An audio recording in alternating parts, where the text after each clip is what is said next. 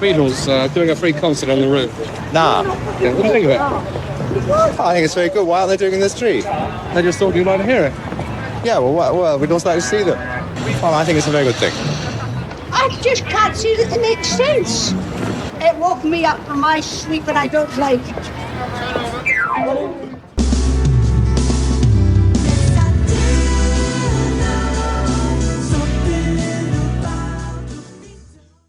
Hello and welcome to episode 246 of Something About the Beatles. And as I had teased on an earlier show recently, I started teaching my first Beatles class at a local community college, which was open to anybody in the world, as it happened. And it ran 3 sessions, and it went really, really great. It was a lot of fun. I hope to do something along those lines again in the future, deeper, and focus in on singular topics, but this one was called Why the Beatles? And, what are you going to do in 3 sessions, even though each one was quite long. It was like 2.5 hours per. So we got a nice overview, we had a lot of fun, and anyway, it's not going to waste. Why the Beatles will be parlayed into something, I'm sure, down the road. But in any event, my point in bringing that up was the fact that I usually have a few shows in the can and get edited and all that stuff, but there was a lot of things in the works that I didn't have time while I was doing the class to get ready. So this is sort of a something from the vault treat for everybody here who is not part of the weekend symposium I did in early 2021. The Rooftop Reunion, where I brought together 3 eyewitnesses to the Beatles' performance on the rooftop. 2 of them at that time I had never spoken with before. I'd met Chris O'Dell when her book came out, and Kevin had been on the show already once for the 50th in 2019. And Alan Parsons, he's like the unicorn. He's someone that a lot of people believe in, has done unbelievable stuff, had quite an amazing career. I never really expected to land him, and yet I did. And it's funny that if the conversation seemed sort of top-loaded with Alan toward the beginning, it was because we didn't know how long he was going to stick around. And he ended up staying with us for the duration, which was great.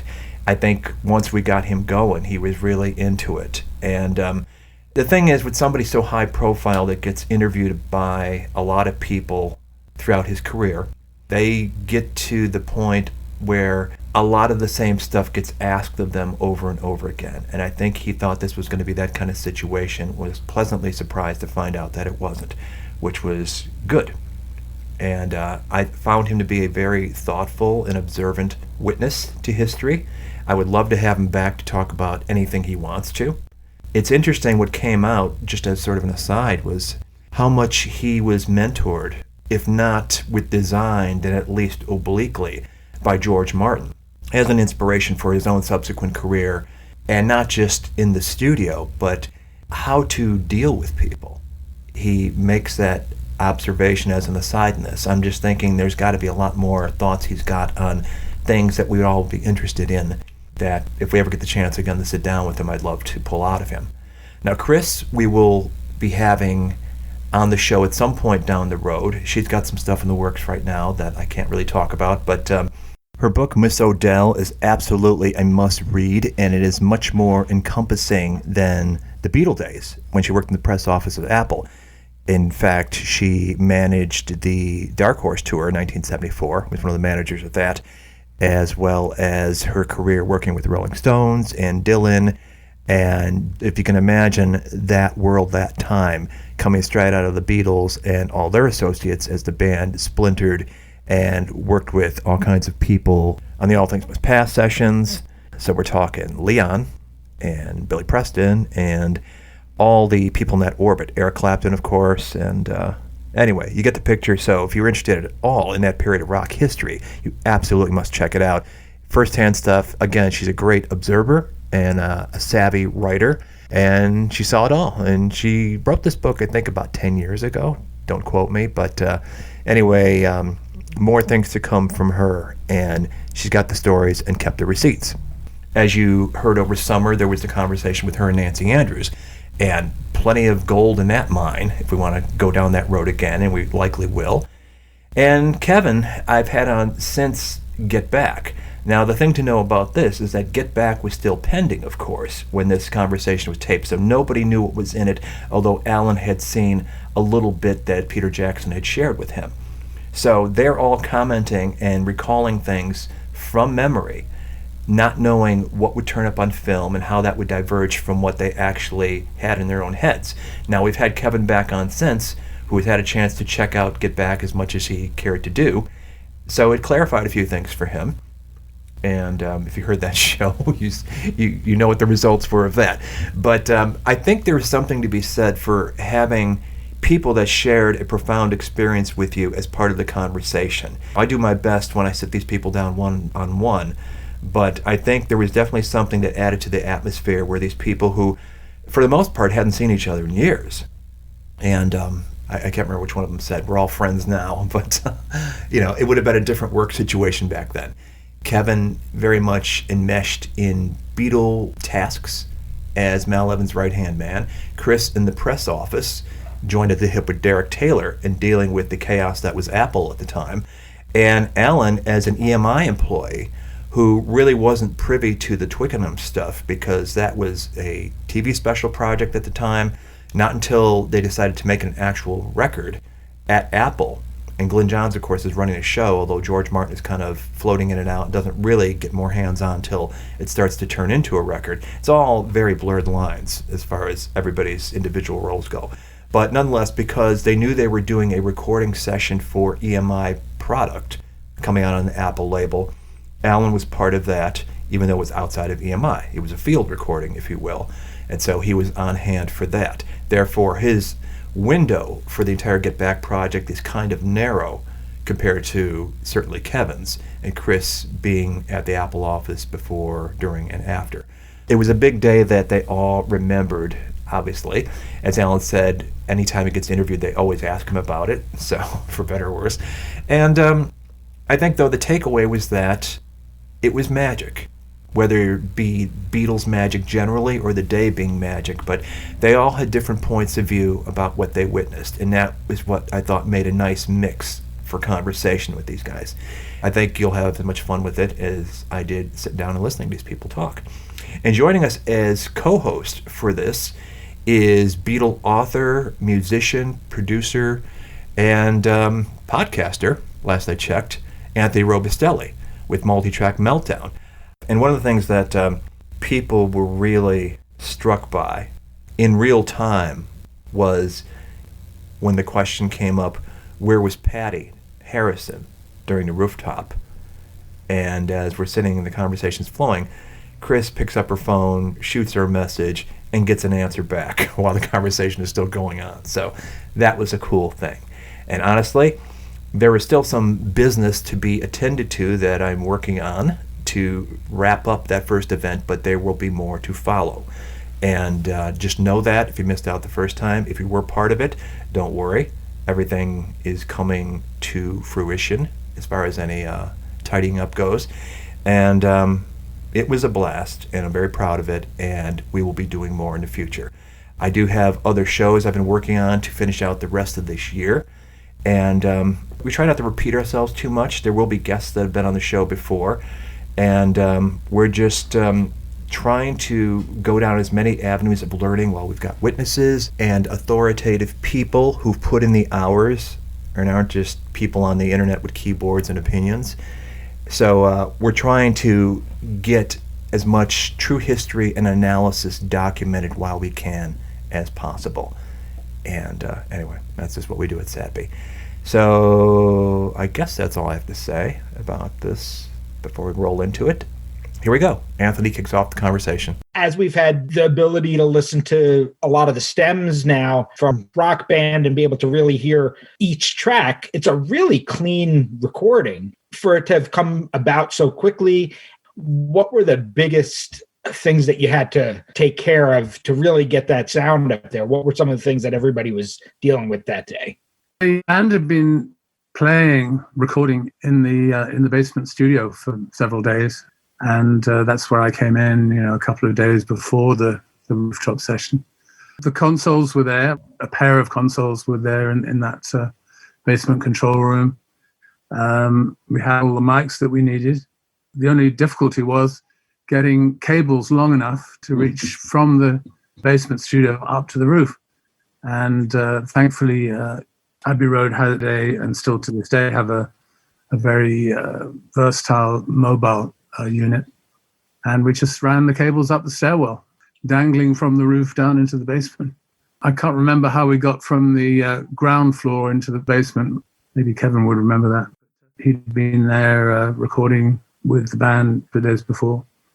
And the rooftop was just the culmination of the few days in the studio, essentially doing the same thing, playing live, no overdubs.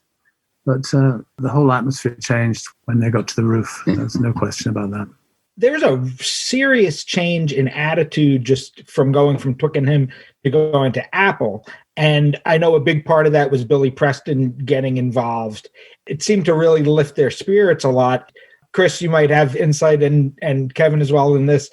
George really seemed to be the only one that wasn't so happy about going to the roof right before. Even John seemed excited. And there's an energy that day that even though there were issues during the recording, there were a lot of good times as well. And the energy that comes off of the roof that day was just phenomenal.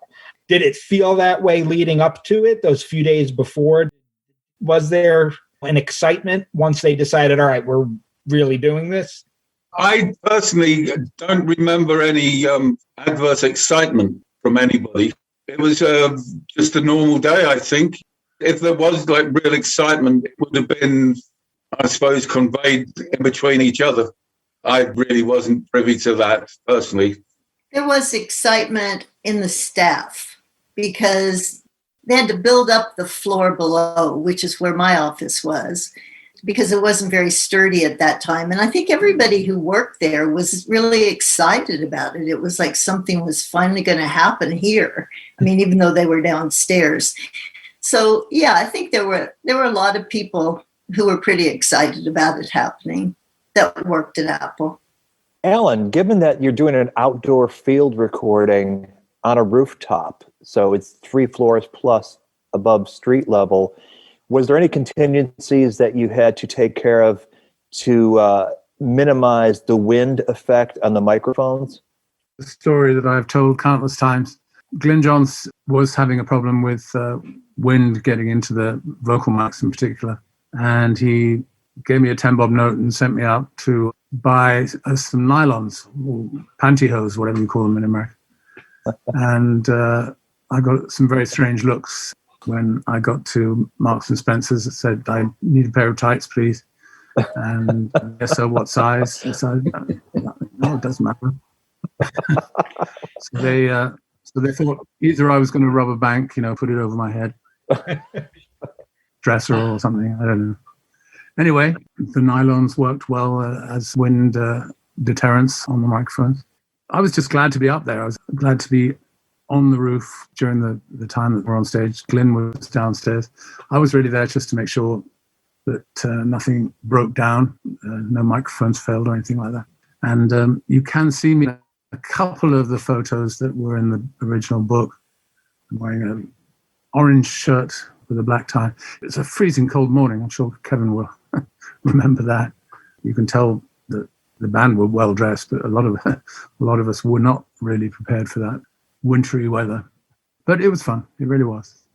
Throughout the course of their set, which was about 45 minutes long, did you have to constantly go back and forth between the roof and the basement to do your job that day? No, I was on the roof the whole time. Okay. Not realizing that I could have been a film star.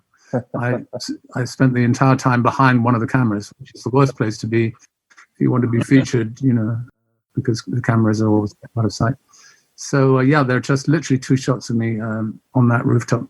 As everybody knows, we had to pack up slightly prematurely. Right. Because the police were giving us a hard time. Mm-hmm. All right, so you've got this is necessary, all right? I bet we've got 30 minutes in central, 10 minutes. Well, I'm afraid, honestly, it doesn't really affect the issue. You've got to go down, otherwise we'll probably see arrests. No, I'm not threatening you or anything. I'm telling you what's going to happen. No, you're on camera. Yeah. Well, can you please... Well, you see, we've got a place up there. We turn that off. As long as they can't hear it. none of the streets. They can't. Well, we don't need speed of to slow the sound down so they can hear themselves playing. You know. Well, can you turn it off? Please? Yeah. Okay. Turn the PA off. I think because I think the instrument themselves on carrying that far. Yeah. Well, the thing is, at the moment, we can hear it.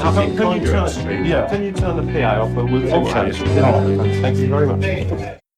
Besides the nylons, was there any other equipment purchases made to pull off the rooftop show? Not that I'm aware of for the recording itself. No, because I mean all the mic stands and anything that was needed, guitar and bass wise, was already there from the bass. That's the music stand. I was going to say. I'm sure Kevin will remember. He was probably the one who had to do it. He probably had to hump all the amps and stuff up the stairs. My kingdom for a music stand. Tell us about that, Kevin. It was a shock, to be honest, when John said, I need a music stand. He had to read his lyrics. We didn't have music stands. If we'd been at EMI, it would have been simple. But we at Apple, that was one of the things we didn't have was music stands. John just said, I need a music stand. And just instinct just said, okay, be a music stand, Kevin. You know, it was just, he needs lyrics holding up. And that's what it was. It was, okay, there you go. Well, here I am, you know, 50 years later, still known as a guy kneeling on the roof. You know, I wish I'd had a music stand, but he didn't have any. I couldn't stand because George was to the left of John. So I couldn't stand in front of George because they were filming. I couldn't stand to the right of John because Paul was there because they were filming. So the logical place seemed to be just kneel in front of John and just hold him up. It was pure instinct. It was what he needs is he's going to get it. He wants a music stand. Here I am. That's it, really. I can't say any more, really. What's apparent in the film at some point during Dig a Pony when this is happening is at some point George is paying attention to you and he gets down and kneels next to you. Were you aware of that? Not really. Not at the time. Funny enough, no. Only when I saw the film. I said, oh, okay. He said something to me. I can't even remember what he said. You know, it was George and I together. What can I say? You know, it was instinct. It was what the boys need, the boys will get. Yes, it made you immortal forever in Beatle world. I know. I'm sorry about that, people. Alan, when you were on the rooftop during the duration of their set, was there any particular standouts from the Beatles themselves that really impressed you in terms of performances? And I guess this is a question that would resonate even more given your own subsequent career as a musician. Was there anything that in the moment you were impressed with? It's like, wow, they're really bringing it or giving us something special. I just remember the incredible atmosphere as they literally counted off the first performance of Get Back. It was totally magical. It really was. I will always remember that. They hadn't played together live in years. That's my understanding anyway. I think they were just enjoying the experience as much as all the audience was, even though the audience, as we all know, grew from the first minute to the 45th minute or whatever it was. When you came to work for EMI, absolutely. Which I believe was 1967. I actually started with EMI in 65. Oh, okay. I was working at the plant in Hayes in Middlesex, West London. I started in a television camera tube research lab. Then I went to a department called Tape Records, which was manufacturing reel-to-reel tapes of EMI's product at that time on little plastic spools, you know, about 5-inch plastic spool. Mm-hmm. So I worked in that department for a while, and that department was closely linked to Abbey Road because we would get master tapes from Abbey Road and copy them for factories abroad. That's what had to happen back then. There was no internet, no way of getting music from one country to another without literally just making a copy of the tape and sending it out. So that was one of the duties I had in that department. And then I heard Sgt. Pepper for the first time off the master tape. And a matter of weeks after that, I said, I've got to find out how this incredible sound is happening. And I wrote to the manager at Abbey Road, and he granted me an interview. And 2 weeks later, I was in training at Abbey Road. So that's incredible. It was a direct result of your response to Sgt. Pepper that got you your career at EMI, as far as Abbey Road goes. Yeah, I was absolutely enthralled when I heard the album. It sounded great, of course, coming straight off the master. But I remember being reduced to tears on She's Leaving Home, quite frankly. It was absolutely. And was that an experience that you brought over to your own work as a recording artist, that you tried to sort of evoke the feeling that you'd got from listening to Pepper? Is there anything in particular you could point to that was sort of what you were going for? Not really, because Pepper was done without my contribution whatsoever. I mean, I was just a fan and a listener. But in later years, of course, I got to know all four Beatles reasonably well. I mean, I worked on Abbey Road, and after that with Paul. A couple of sessions with George as well, including with Phil Spector, believe it or not. God rest his soul. The Beatles formed a big part of my career path, shall we say. Well, yeah, all of us to varying degrees. Was there anything in particular that working with Spector impacted you, or was something you carried forward in your own career as a producer? Was there anything that you learned from that experience? I don't think necessarily from Phil Spector. It was just more everything. Everything had to be more, more tape echo, more. Anybody who walked in that was capable of playing an instrument, we would send them into the studio. Which is why, I mean, I think My Sweet Lord had about 8 guitar players all playing at the same time, which gives that great acoustic sound on the background of My Sweet Lord. But yeah, I mean, I don't think I would have for 1 second tried to emulate his production style. But George Martin, of course, was much more of an influence. I think I learned a lot from him, not only in the skill he had as a producer, but his ability to get on with people and to be diplomatic. I think to a certain extent modeled myself on him in that respect. Diplomatic's not a word you tend to associate with Phil Spector, so I could see that being the path that was more comfortable for you to follow. Speaking of producers, you look at the 3 producers that had some imprint on Let It Be. You have Glyn Johns, George Martin, and Phil Spector. And my opinion, as a musician producer, you couldn't have 3 more distinct approaches. In your opinion, knowing the Glyn Johns mixes and what ended up happening and what George Martin has said about the Phil Spector production, what's your opinion of what was going through their minds when they first heard those Glyn Johns mixes, and what do you think they didn't like about it? Was it too raw? I think maybe it was considered to be a bit too raw. Literally just bass, drums, tuba, and Billy Preston. But I liked it. I thought it was a very sort of honest version of the songs that Glyn put together. I also like what Phil Spector did in the months that followed. Although I think Glyn was heard to say in an interview that he thought it was a really good album until Phil Spector puked on it. One thing that I miss on the version of Long and Winding Road that was chosen for Phil Spector to work on, Paul did a sort of a talking verse over the string solo. If you know what I mean by a talking verse, you would have a verse just spoken, not sung. And during that soaring string solo, Paul was saying, "Many times I've been alone, and many times I've tried," and I miss that. I feel like with the Phil Spector production, you lose quite a bit of Billy Preston, the beautiful things that he played on that song. Once the orchestration's there, it really sort of falls away, which is something I like about when they revisited it with the Naked mix, really being able to hear Billy on that song. Yeah, I think Phil Spector's best contribution was when he remixed Let It Be. A so much better record through his mix than it had been previously. And I remember him saying that if this version had been released as the first single, it would have sold millions or millions more. Where was George Martin during the Rooftop? My memory is that he was in the control room, with Glyn. So he's down in the basement and he never came to the roof? I don't remember him being on the roof ever, although he must have come up just to take a look. But no, I think he would have been down in the control room. Was there a particular sense of historic electric energy as you knew it may be the last time? Did you have that sort of sensibility in the moment that the Beatles are doing this and maybe things are winding down? I'll come in first. Personally, no.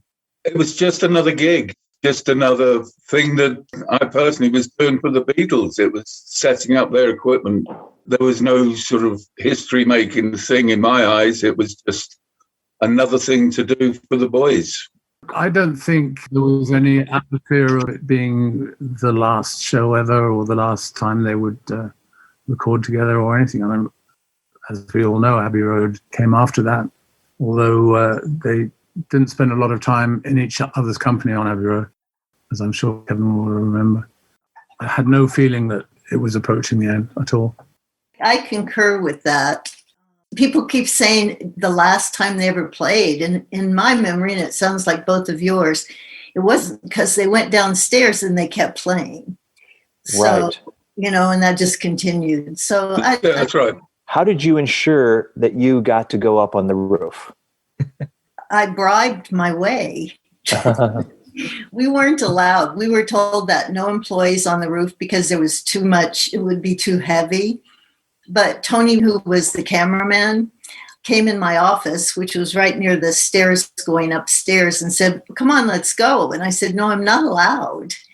And he said, "Yeah, you're my assistant." So I went up and sat next to him, which happened to be along the chimney, which in the end was the fan section because it was me, Ken, Maureen Starkey, and Yoko.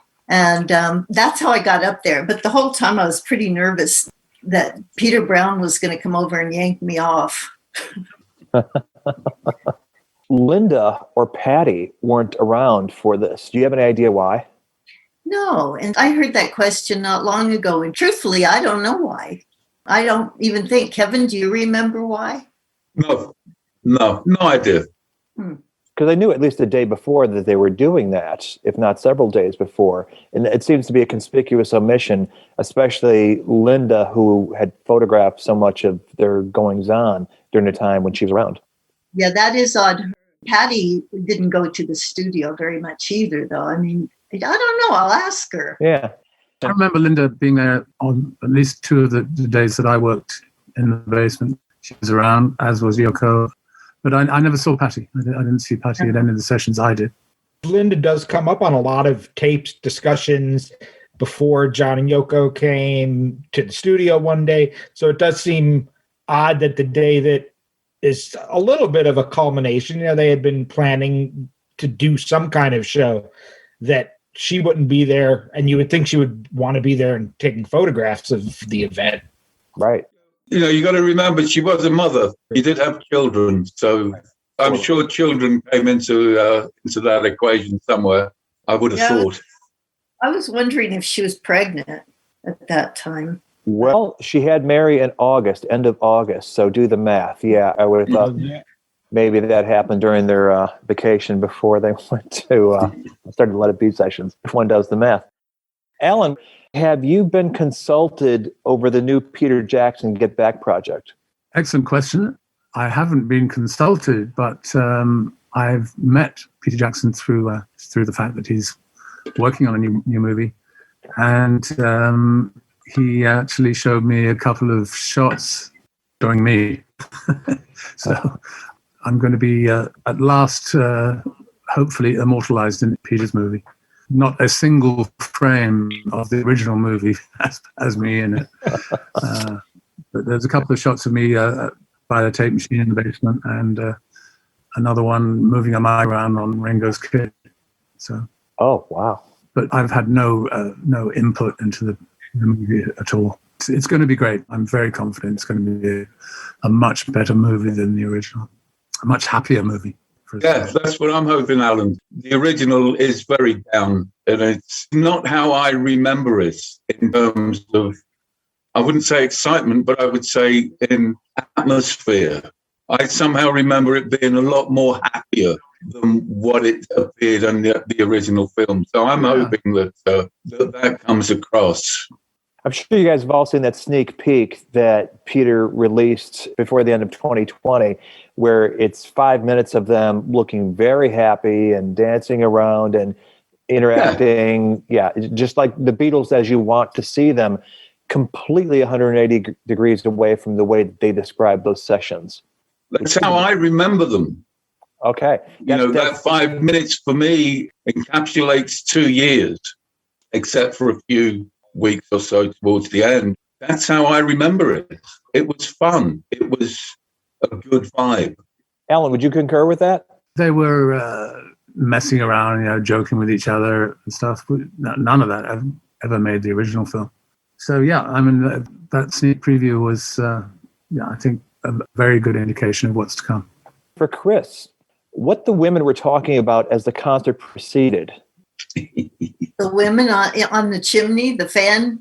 Yes, you said next to Maureen and Yoko. Was there any sort of talking amongst yourselves as the set was happening? No, I don't think so. I mean, they got up. Well, Yoko came up fairly soon, and then Maureen. But I didn't actually know Maureen that well at that time. And no, I don't remember. I think the biggest conversation piece was how cold it was. It was really cold. And if we had Ken here, he would be telling how he was warming George's fingers with the lit cigarettes. Maybe that's something you witnessed? Yeah.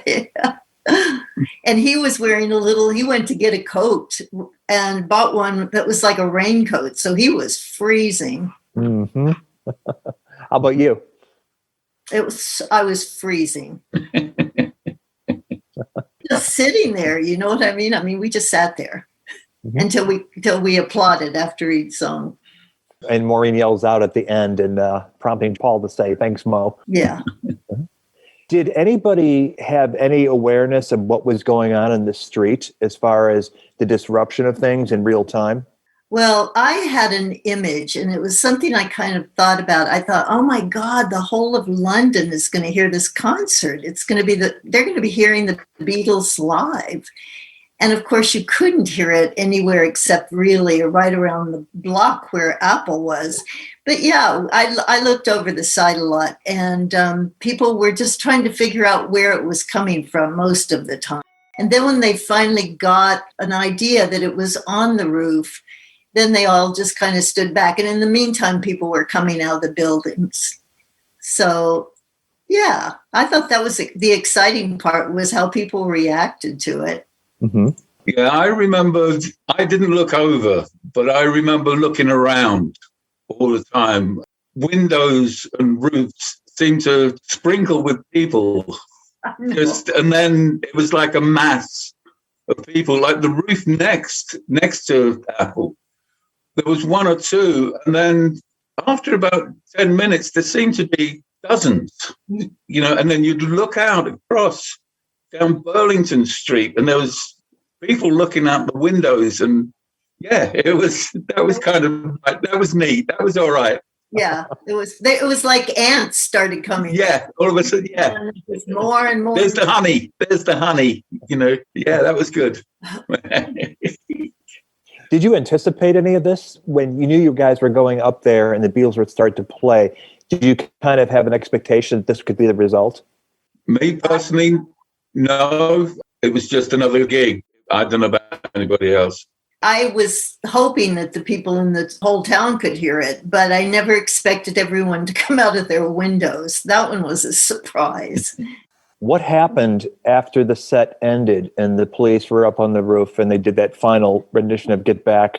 Did you guys have to go back to work? Was there any celebration or any kind of sense of commemorating what you just witnessed? No. No. No to which? No, it was straight back to work. You went straight back to work. Yeah, that was it. And maybe not for Alan, but sure for me it was. It was for me as well. Okay, de-rig and get this gear back down into the basement. That was it. That was the day. You said about breaking down the stage immediately after the Beatles left it? Oh, yeah. That went straight back down to the basement. And I set up down there. You've described, I don't know if it was the day before, but at some point when you realized the bulk of Billy Preston's electric piano that you guys had to open up the skylight to get the gear up there? Yeah, it was on that day. The lift at Apple was so small. When I say small, I mean there was enough room for me and enough weight for one twin reverb or one cymbal and a snare drum and me. That's how small it was. So there was a lot of journeys. But when I eventually got to the roof with full space, because of the layout of those last few stairs, couldn't get it up the stairs. There was no way. It was like because of the banisters. And so I had to call Mal and say, listen, I can't do this. And so he looked up and there was a skylight above the stairs. And so, okay, let's get it through the skylight.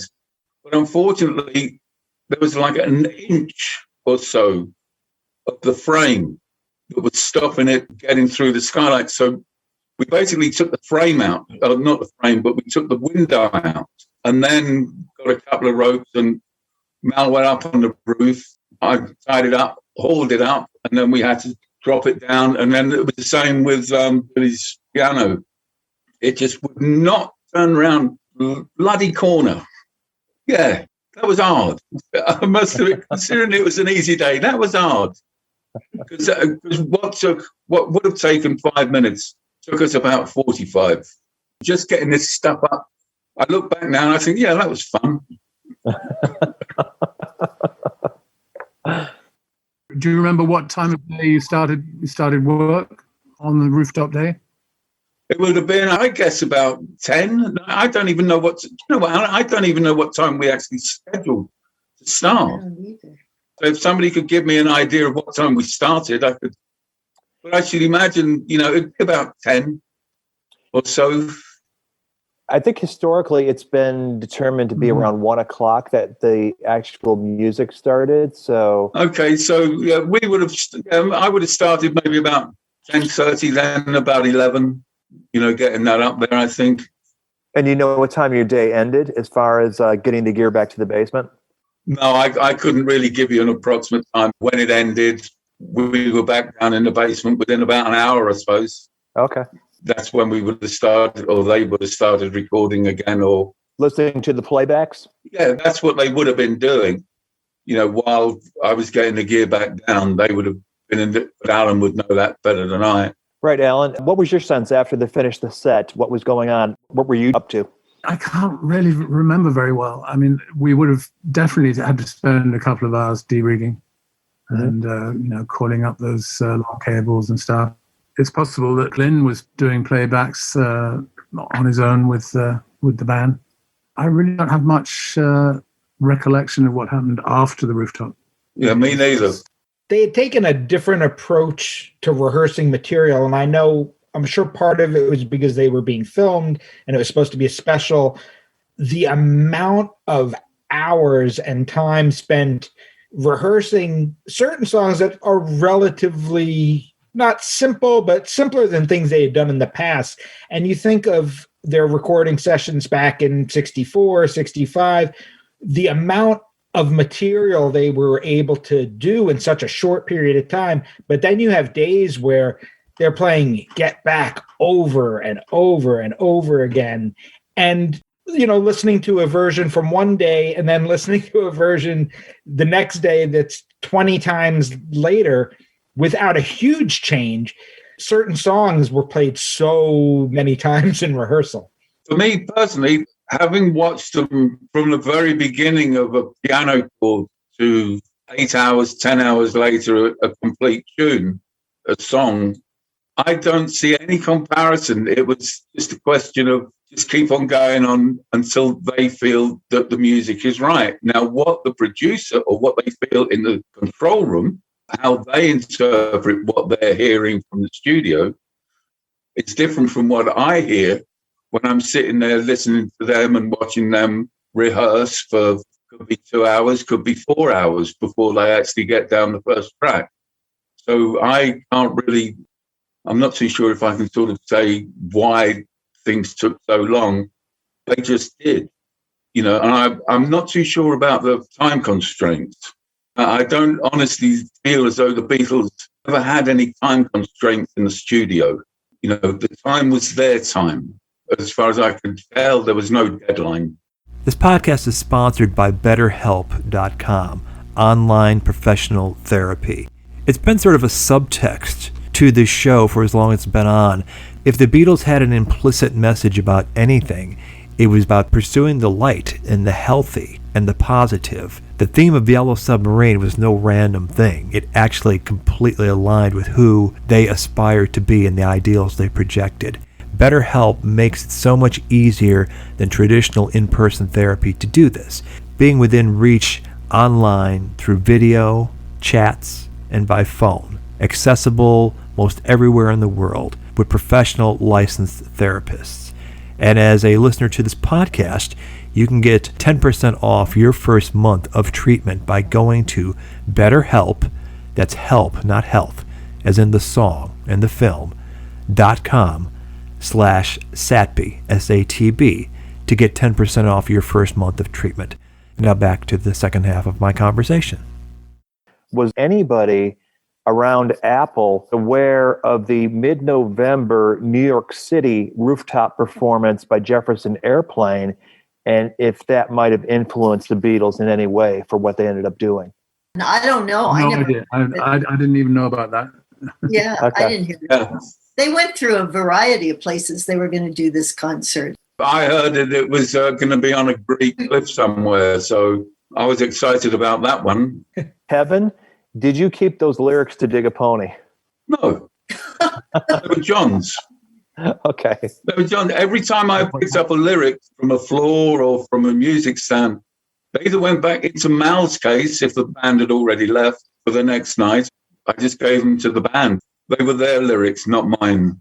Was there anything that in the course of your day-to-day working for the Beatles that you saw being discarded that you thought, oh, I should hold on to this? Wasn't my job. Okay. So not even out of fandom or thinking, hey. I wasn't. I must admit, I was not a fan.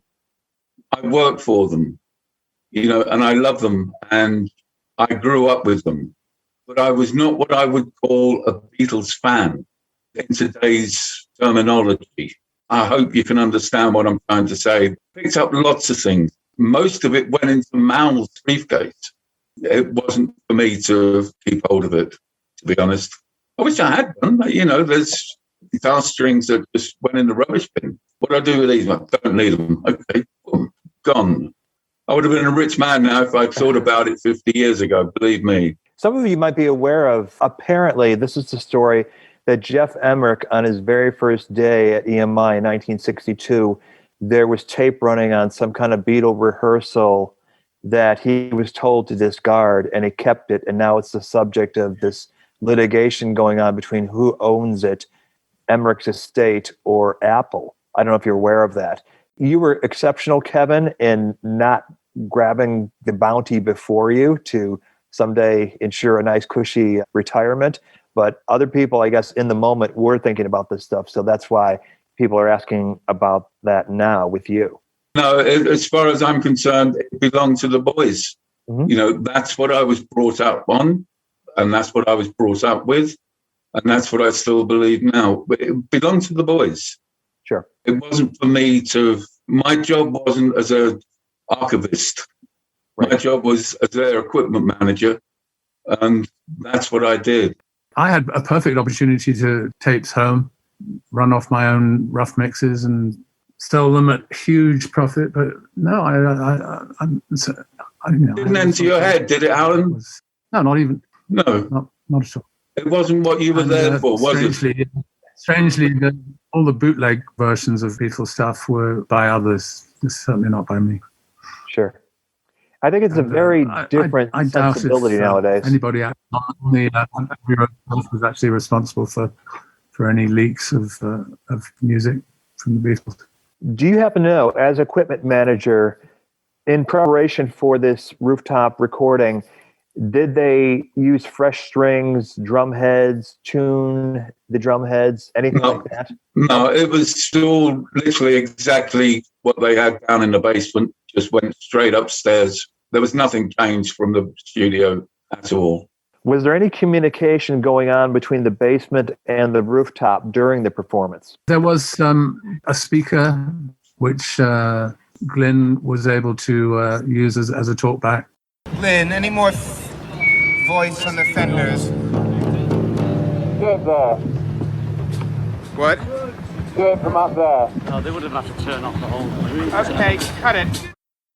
Does anybody know how the songs were chosen that they performed, and if they were working off of a set list? And were there more songs that they intended to do that they didn't get around to?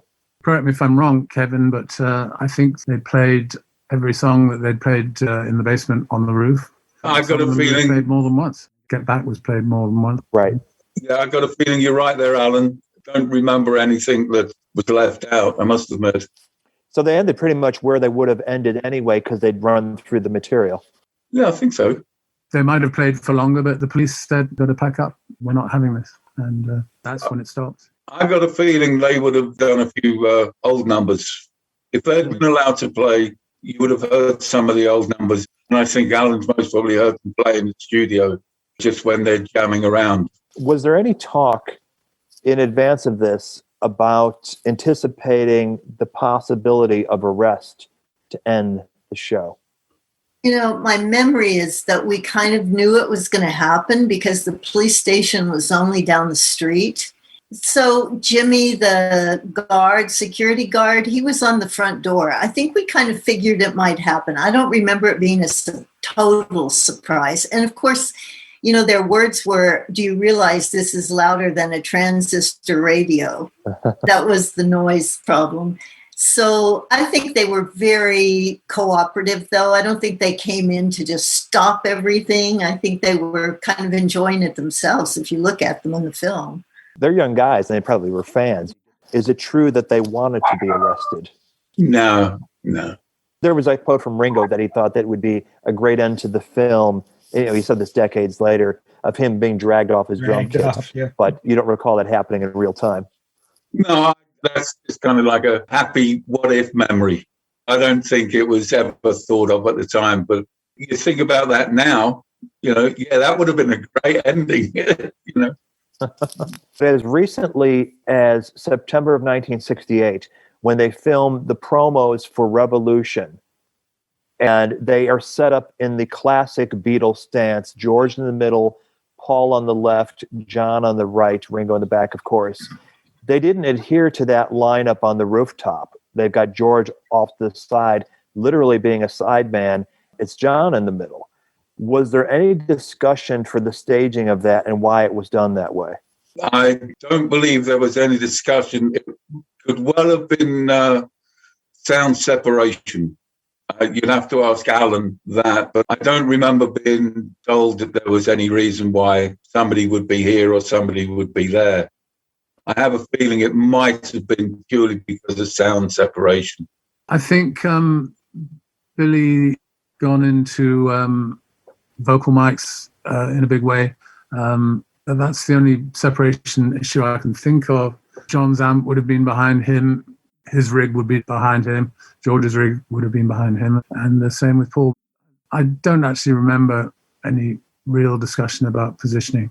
For Camera angles, when you look at what was shot, George tends to be a little off to the side, where maybe he was thinking, had George been in the middle, he's not singing lead on anything, and John over to the side, he wouldn't have been able to get the camera angles that he was looking for. That's all I could think of. That's a really good point. And what I'm thinking is that maybe it speaks to a premeditation that we're not doing any songs with George on lead vocals for this set. Therefore, he doesn't need to be in the middle. And why not put John there, who's going to be singing leads on at least half the material we're doing? I do think by now, and you guys might have better insight into this, but I think it had been decided by George that his best material, since it hadn't been warmly accepted in the rehearsals, he was going to keep it for himself at this point. All that other wealth of material that ended up making it onto All Things Must Pass, he decided those weren't really Beatles songs. So I think by the time they were going up to the rooftop, as you had said, they didn't have material left over. I think probably they knew, all right, George isn't going to sing lead on anything up there. Right. These aren't rooftop songs. everybody could be certain that they were more pleased with the rooftop performances than anything that they'd recorded in the basement. That's a really good insight, because it seems that they are much more energized. Yeah, absolutely. They always, in the studio, when they were playing Roll Over Beethoven or whatever, they were always energized. There was always this certain, they were a bunch of musicians. They were a band. They enjoyed playing together. So when you're in the studio and you can hear them, and Alan will, I'm sure, concur with this, they were a band. And they enjoyed playing with each other live, I believe, because they were a band. Regardless of being the Beatles, they were just a band. They're a good little band. Yeah, and they were. I guess this isn't really evident in the film, but were the Beatles using monitors on their vocals so they could hear themselves? Whoa. I would say not. No, I would say not. I don't remember monitors. Do you, Alan? No. There was a PA, probably those monitors, those Vox monitors, probably borrowed from Abbey Road. I can't remember seeing what kind of PA there was. Do you have any recollection of the PA, Kevin? No, none whatsoever. I don't have any recollection of monitors. But, no, there were no monitors. They would have been hearing the PA. It's going to be good looking at the film to see what exactly was up there. Nobody had monitors back then. No, that's right. I did That's in the studio. That's the miracle of the Beatles' touring years. When you listen to the tapes, that they were able to keep their harmonies as intact as they did in the face of these 55,000 screaming fans. It still pull off a performance that they wouldn't be embarrassed about. Chris, did you get to talk with the group on the way down from the roof or in the immediate time after about the show? No. Simple no. I went back to my office, picked up whatever I was doing, and they all went downstairs, I guess. I don't even know where they went. Were you the only one from your floor that was able to watch the rooftop performance? And how did the other people, your coworkers, feel when you returned? I don't know if I was the only one up there. Oh, you weren't? I was? No, if you look at the film, which is the only reference I have, behind the band, it was just full of office workers, full of Apple staff. Yeah, I think everyone took it. I think there was Laurie and Barbara who worked switchboard and worked for Peter Brown and Neil. They went for lunch. They didn't even stick around for the concert, or so I understand. I think people just assumed they weren't supposed to go up there. Okay. The other Apple staff, after you returned to work, were they jealous? I think that there were feelings about me from the other women there right from the beginning, because I was a kind of pushy American. Are you saying there was resentment of that? May have been. We're all friends now, but no, there may At the beginning of the rooftop sequence, when Ringo says, "Mal, you nailed me down in the wrong place," what does he mean? Yeah, now there's a good one. I've been dreading this question for years. This is what I assume, right? The flooring that was put down was just boards. So they were moving. It wasn't solid so much. It was just planking. Now, I can only surmise what I did because I knew Ringo's drum kit. I've set it up so many times and so many nights that I was confident in the positioning. And I can only assume that the hi-hat, when you walked on a certain board, the hi-hat moved. So I can only assume, and I'm not going to blame anybody else, I can only assume that I did it. Where I got a hammer and a nail from, I don't know. But I can only assume that I did it purely because of when you walked on this board, you heard the hi-hat go shh. That's the only explanation I can give you after 50 years. I'm confessing here. I think it was most probably me, overconfident. And so I blew it. Hands up. Did you recognize in the Ruddles, they're calling it a tribute to you, of Ron Nasty kicking you off the roof? No. Okay. Go check it out. Yeah, I think I'm going to have to. That one's new to me. Okay. Did any of you guys have a particular reaction when you saw the Ruddles? And I'm assuming that you did. What did you think about it? Did it ring true to you from your experiences with the Beatles? I thought it was ago. I don't know. Yeah, I don't know either. To me it was just a good spoof. I don't remember the story of the Ruddles. Songs were incredible. I managed to capture the atmosphere of every period of the Beatles through the songs. Amazing. I loved it. I thought it was a masterpiece, the Ruddles. Unlike Alan and Kevin, presumably you were hearing these songs for the first time when you were on the roof. Do you remember your reaction to them and how you felt when you were hearing new Beatle material? Well, actually, it wasn't the first time I'd heard them. Okay. So I don't know if I'd heard them in the studio or if we had tapes that came up through the office. I don't know, but they weren't new to me. So, no, I don't have any memory of thinking I'd never heard these before. Oh, okay. That's interesting. Does anybody know where Derek or Neil were during this? No. Having a Scotch and Coke down in the press office, probably. I'm not sure I would have recognized either of them. I mean, I didn't know what either Neil or Derek looked like. They could have been there for all I knew, but they could have not been there for all I knew. Were you working with Glyn Johns mostly that day, or would you say it was more George Martin that was supervising the show? More with Glyn. I hesitate to say this, but I'm not even sure if George Martin was there for the Rooftop. I don't know if that's been documented. I believe it has been, but I think the roles were sort of murky at that point. Mm-hmm. I definitely perceived Glyn as the engineer, not the producer of those sessions.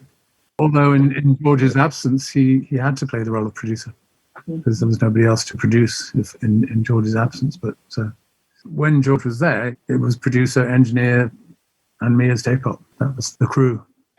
Michael Lindsay Hogg, as the session was proceeding on the Rooftop, was there much in the way of dictating or directing the action going on? No, I don't think so. It's just a band playing live. I mean, how do you direct that? There may have been communication with the cameramen by Michael. I don't know. I mean, that would be normal in a video shoot that each camera person is listening to the director.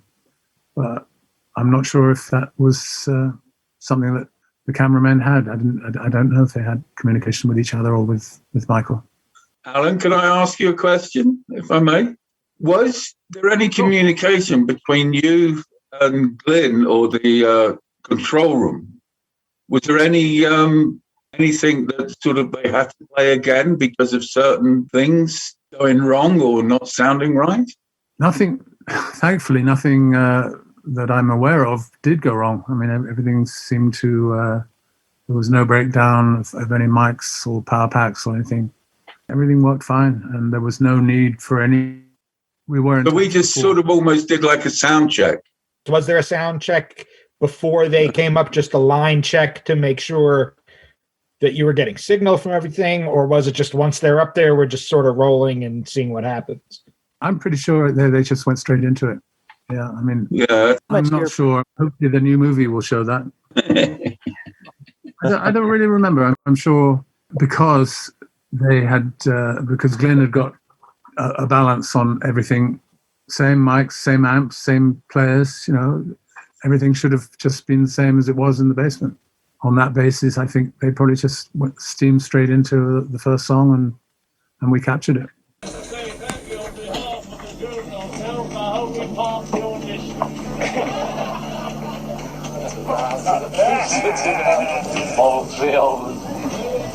Yeah, well, with a bit of doctoring, and where we go, like say if I put a line on Don't Let Me Down, you use another shot while laying my voice or and we can trick it up now. Use me. Cool editing. That's what he says. Okay, we'll edit it. We'll edit it. It's come off actually much better than I thought. Musical. Yeah. Just the whole scene is fantastic. Just the last scene. As Mike was saying, this is a very good dry run for something else too. Apart from the value of this as it stands. Yeah, to take it over London. Yeah. It's a pretty good because on Hilton tomorrow. The idea is Go on, have a whole squadron of helicopters flying over London with loudspeakers manned underneath them, you see, blasting out the sound in their tunnels. Fantastic, yeah. And every rock group in the world, in London, all like just above the speakers. Also on a platform of loudspeakers, so just sort of strapped into little boxes and just well, get back! Flying over London.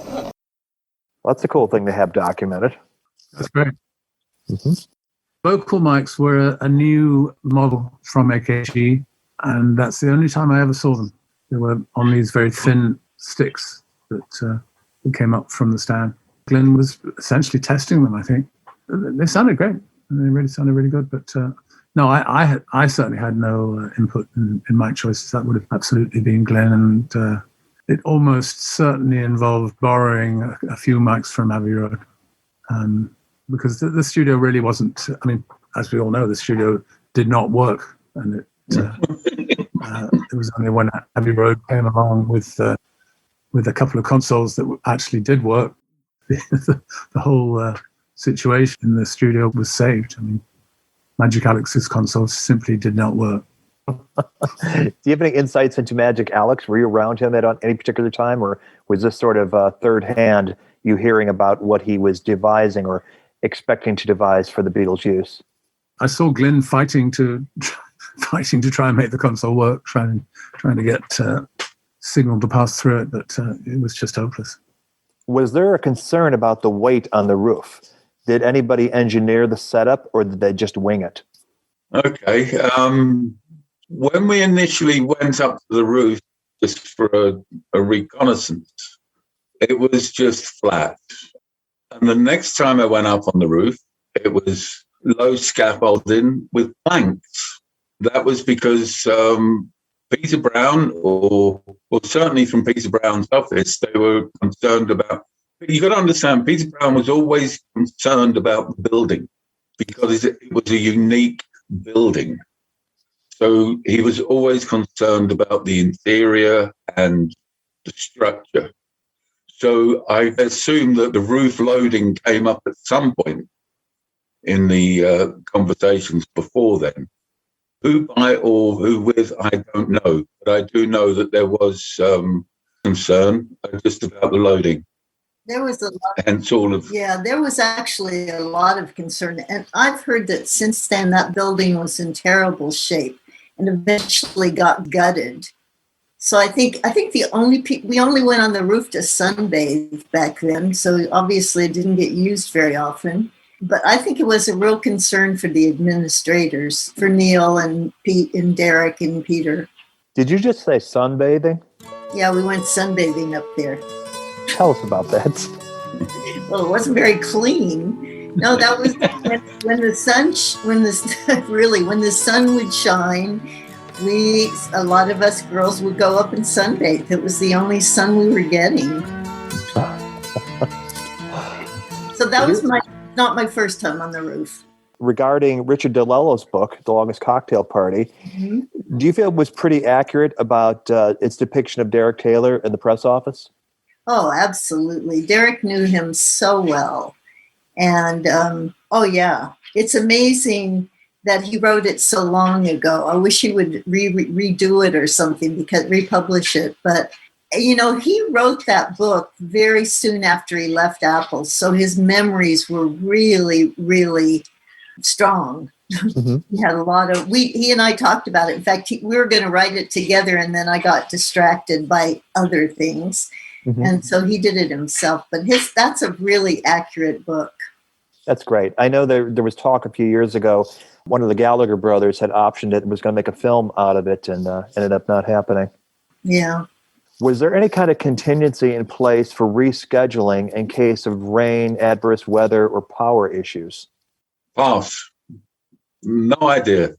I would say not. I would say no. No. I mean, if it had rained, I think there would have been a plan B, but it didn't, and everything was fine. Was the performance of God Save the Queen the break when they changed the tape over? And were you in charge of switching over the tape as they burned through spools during the performance? No, I was on the roof for the performance. So any tape changing would have been done by somebody else. I simply don't remember who was in charge of the tape machine during the performance. But at all other times when they were playing the songs in the basement, I just recorded everything. That was the brief. Don't stop the tape machine, just keep it running, no matter what's going on. It's probably a good thing because it enabled Peter Jackson to get some really good sounding stuff on a film crew's Nagras. You know, I just recorded everything, whether it was a rehearsal or whether it was a take or whatever. So I don't specifically remember God Save the Queen.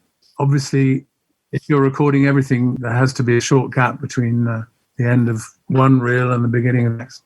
You had to change the spools around and put a new tape on as quick as you could. Mm-hmm. So yeah, everything got recorded when I was down there, but I'm not sure who was running tapes on the actual performance on the roof. So logistically, because they weren't in the same room as the tape console, somebody would have had to have let them know before they started a take that the tape was about to be changed over, that they were about to run off. So that was probably as part of that speaker system you said that Glenn Johns had set up? I have no memory of that. The thing to do would have been to change reels at the end of a song if they didn't think that there was enough tape left to get into the next song. Right. So the Beatles were being kept in the loop as far as what was going on recording-wise, that don't start this song till we change reels. I don't remember any such conversation. I think they just carried on. They just winged it. Okay. I realized, especially through the course of this conversation, that at least two of you were busy doing your jobs and maybe weren't in position to be fans. But were there any particular performances that stood out that you really enjoyed in real time?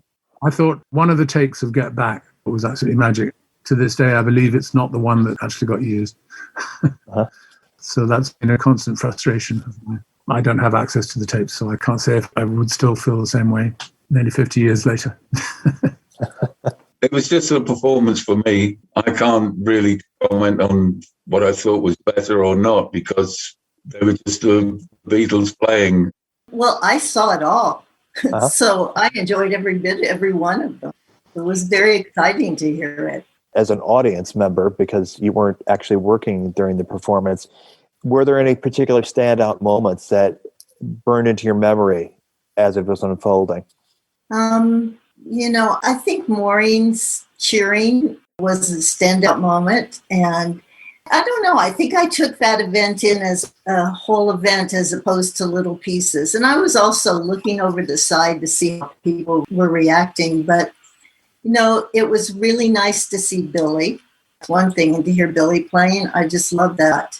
I also was amazed that Paul had such a thin coat on. But a heavy beard. But in terms of the performance, you know what? I think I was just more into the event than I was listening to the music that much that day. Sure. To be honest. Yeah. With anybody going to a concert, that's kind of how you approach it. You're into the event and not thinking about individual songs. Speaking of Billy, there was definitely a change in attitude having a fifth member of the Beatles at the moment, something they had never really done, to be able to play live. They'd only played live as a four-piece. Since Hamburg, back in those days, there were moments where the band was extended. For you as an audience member, working on it and just seeing their reaction to him, because as a musician, you're bringing in a musician that's elevating everything to a different level. How did that feel? Ooh. That's well, actually, that was exciting. I remember it being exciting, but I'd seen them in the studio before the roof. And George had asked me to get Billy. I knew Billy's agent who had an office next door and brought Billy over to Apple. If I had known he was going to end up playing on the record, I wouldn't have believed it. That was such a shock to me that they actually just brought him in, set him down, and he started playing with them. I think it was for him too, actually. Yeah, it was pretty special to watch Billy get into that. I like that. He was a good friend. Chris, the B-52 bombers that DeLello wrote about. That Richard wrote about? Yes, Benson and Hedges B-52 bombers. No clue. Okay. We'll have to get Richard. Okay. I have no clue. I guess that speaks to their effectiveness that you don't remember. Is that a drink? I think it was more a... the Bombers. The Bombers. Bombers were uppers. Oh, during that era? Yeah. Oh. Okay, I have an answer to why Patty wasn't there. I emailed her and she said George wouldn't let her go. Oh. And she didn't know there was going to be an audience. Oh. See, the women just weren't around that much until Linda and Yoko showed up.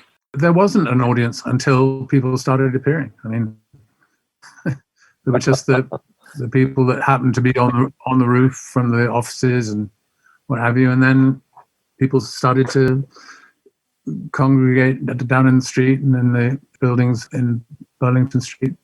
There was no audience until the concert had started.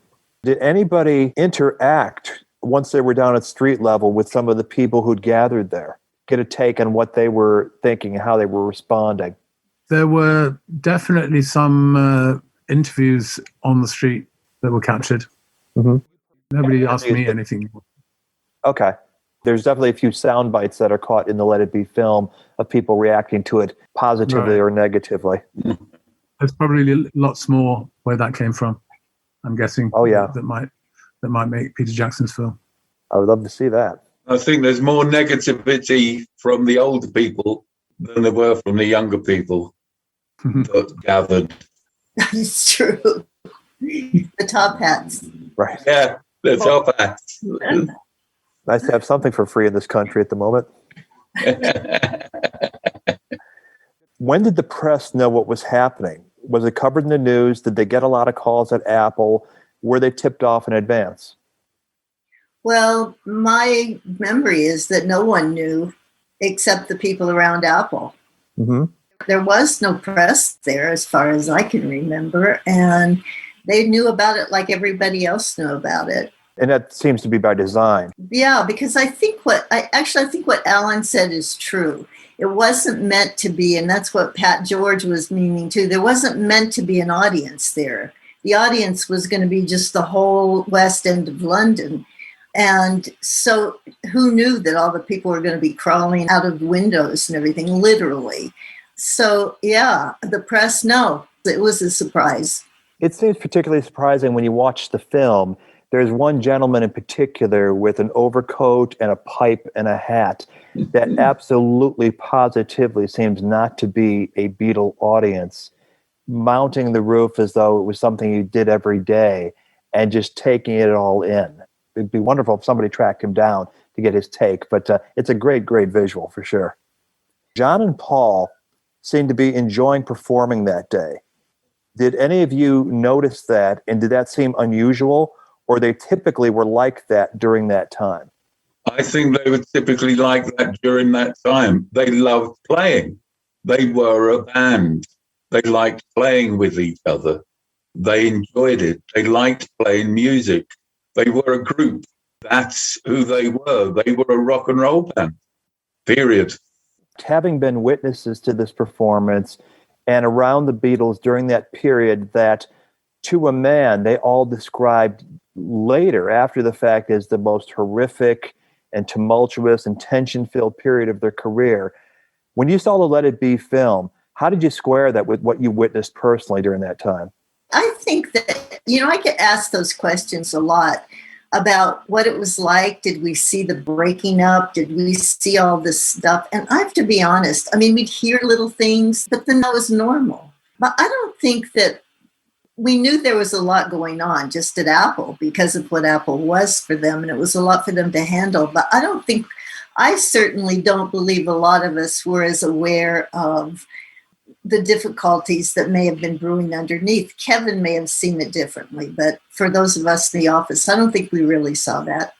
I saw two different sides. I saw them arguing. I saw all of that. Then I saw them playing. It was like chalk and cheese. Once they'd all put on their gear, their guitars, and Ringo was behind the drum kit, they were just a band. It was only the business stuff that stopped them being a band. And it's sad, and I hope this film, that when it comes out, will show that they were happy within themselves as a group. It's just a shame that the business got in the way of them being a group. That's how I see it personally. Did any of you have any specific recollections of George walking out of Twickenham on January 10th? Yeah, I do. I was there, you know. I wasn't there.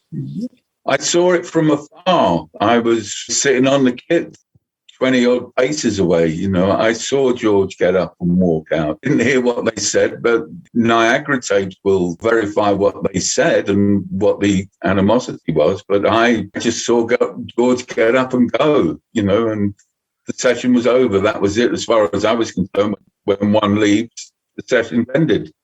So you carry on. Chris, is there anything that you could speak to as maybe being around the Alphas, how people reacted to it? We had already been through Ringo left and John left. I remember that one being a lot more dramatic, to be honest. And so now it was just George leaving. You know, they each left until Paul really left. So it wasn't particularly standout dramatic to you at that time? No, they just talked about it. You know, they said, oh, George walked out of the session. This would be going on, you know, Derek or people like that would say. And the way I heard it is that George said, if you wanted to leave, how would you leave? And I think Paul said, you just get up and walk out. And he said, okay, I'm getting up and walking out. And I think that's the way George remembered it too. But it didn't flow back into our daily lives, being around them. I see. We are here focusing mostly on the Rooftop. What has stayed with you, maybe independent of the film, from being a witness? Virtually every time I do an interview, somebody asks questions about the Rooftop. So I've lived with it practically every day of my life since then. Wow. It was an unforgettable day. I was proud to see it. And really, I'm looking forward to seeing Peter Jackson's film so that, I can relive the day again. I'm really looking forward to seeing it. Yeah, nice one, Alan. That'll do my thoughts as well. I think for me, it was just one of those days, you know, as in the life of the Beatles. They were happy days. I look forward to seeing the film as well, to relive those happy days. Well, I was honored to be there because I wasn't supposed to be. And I think that, the thing about it is it was became more important as time went by. People would ask about it, like Alan said. But during that period of time, it was almost every day that something interesting happened. Wasn't it? I mean, Yeah. Every day. Yeah. So it was just one of those things. Something About the Beatles, created and hosted by Robert Rodriguez, executive producer Rick Way, title song performed by the Corgis. Something About the Beatles is an evergreen podcast.